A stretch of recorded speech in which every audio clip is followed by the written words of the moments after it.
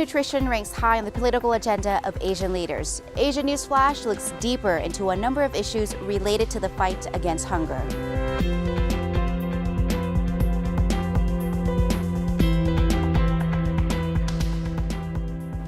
Welcome to Asia NewsFlash. I'm Serena Manisho, your host for today's program. After decades of relative stability, international food prices have escalated in 2007 before dropping and then rising again most recently in July 2012. The new environment of high and volatile food prices calls for new measures to protect the food security of the world's poorest food consumers. Asia NewsFlash today is pleased to have Mr. Hiroyuki Konuma, Assistant Director General and the FAO Regional Representative for Asia and the Pacific on the show. We'll be asking him about the role and impact of market speculation on food prices. Mr. Konuma, welcome to the show. Thank you very much for the invitation. Food prices for staple foods such as wheat and maize have spiked up. Why is this happening now?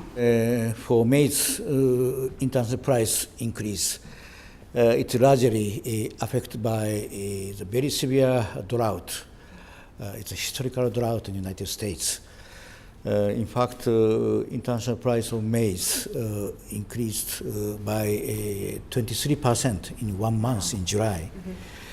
For wheat as well, it increased by about 19%. It's affected partly because of dry weather in Russia, and also because of high maize price, which also affected the wheat price, because if maize price goes up, then livestock farmers, they switch animal feed from maize to wheat. So naturally, wheat price increase. Now, does FAO think the world is heading towards a food crisis? I don't think so.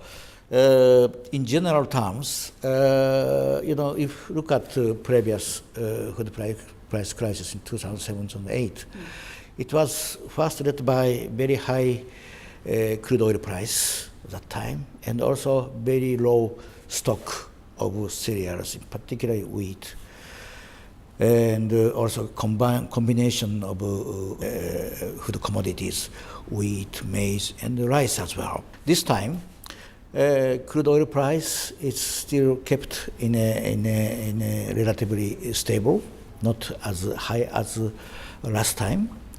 We have a good stock of wheat and rice, and most importantly, the price of production of rice is quite favorable.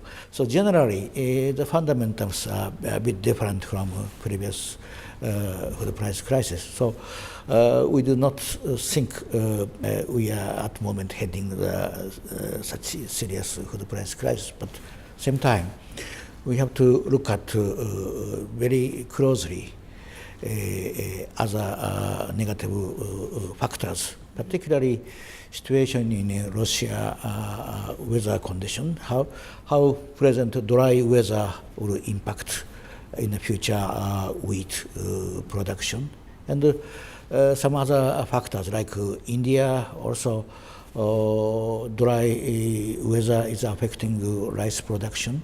Speaking of the food crisis in 2007 and 2008 that you already touched upon, what have we learned from that, and are we better prepared now? One is export ban of food exporting countries. At that time, Vietnam has banned rice export. Then rice price jumped suddenly. It almost doubled in 2 months' time. Also, the speculation issues. Food commodities are becoming more and more the target of investors, and accordingly, speculations to make price higher, further up. But extreme weather, external shocks, affect the price suddenly. So this is market become very sensitive to such external shocks. So this is the second part. Third part, that food price basically affected the poorest, the poor. Poor consumers, they are most affected, and how best we could protect these poor consumers. So these are some of the key areas that we have learned. What measures then should be taken by the international community as well as countries to lessen the impact of high and volatile food prices? Yeah, there are many measures that we have to take. One is the harmonization of bioenergy and food security policies, particularly use of maize for ethanol production. We should look at such policy with respect to safeguard world food security. This is one side. Second, that we have to look at how best that we can protect poor consumers. Right. It's a matter of human rights. If food price increase, people will die. So we have to really, as a matter of emergency, we have to take appropriate measure to protect poor consumers through providing social safety nets. We have tested different modality of safety net in the past, but we come up with one of the very promising methodology, so-called conditional cash voucher scheme.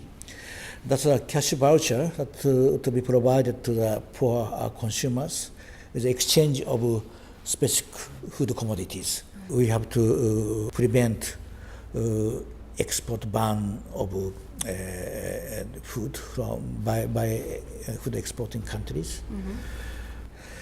And most fundamentally, that we should support countries to increase sustainable food production. That is the most fundamental thing, sustainable approach. We should realize era of cheap food finished now. Impossible to happen again. I don't say impossible, but we have to prepare ourselves in the future years that food would remain expensive. And we have to spend our maximum effort to increase food production. And that means everybody, even children, researchers, policymakers, students, everybody should recognize the importance of food. That is our basic human needs, human right. And then we have to realize the importance of agriculture, importance of food production.